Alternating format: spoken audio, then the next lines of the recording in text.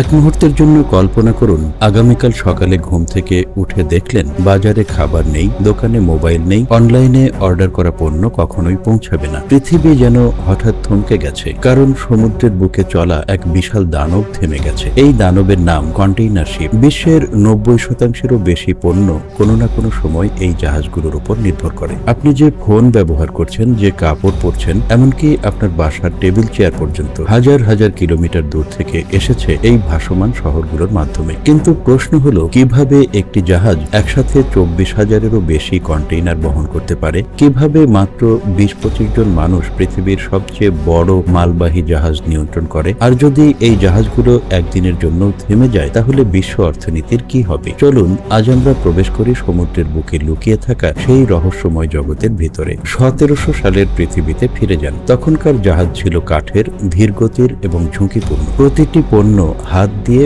ওঠানো নামানো হতো। একটি জাহাজ খালি করতে কখনো কখনো সপ্তাহ লেগে যেত। তারপর আসে এমন একজন মানুষ, যিনি পুরো পৃথিবীর বাণিজ্য ব্যবস্থাই বদলে দেন। তার নাম ম্যালকম ম্যাকলিন। 1950-এর দশকে তিনি এমন একটি ধারণা দেন, যা ইতিহাসের সবচেয়ে গুরুত্বপূর্ণ ব্যবসায়িক আবিষ্কারগুলোর একটি হয়ে ওঠে। আজকের আধুনিক কন্টেইনার শিপগুলো এতটাই বিশাল যে এগুলোর দৈর্ঘ্য 4টি ফুটবল মাঠের সমান। কিছু জাহাজে 24,000-এরও বেশি কন্টেইনার বহন করা যায়। যদি সব কন্টেইনার এক লাইনে সাজানো হয়, তাহলে সেই লাইন কয়েকশো কিলোমিটার পর্যন্ত চলে যাবে। অবিশ্বাস্য হলেও সত্যি, এই বিশাল ভাসমান শহর পরিচালনা করে মাত্র 20 থেকে 25 জন মানুষ। তারা মাসের পর মাস সমুদ্রের মাঝে বিচ্ছিন্ন জীবন কাটায়, বাইরের পৃথিবী থেকে হাজার হাজার কিলোমিটার দূরে। কিন্তু সবচেয়ে অবাক করা বিষয় হলো, এই জাহাজগুলো তৈরি করতেও লাগে কয়েক বছর। প্রতিটি অংশ আলাদা আলাদা করে তৈরি করে বিশাল ড্রাই ডকে জোড়া লাগানো হয়। দৈত্যাকার ক্রেনগুলো একের পর এক কন্টেইনার নামাতে থাকে। একটি ভুল পদক্ষেপে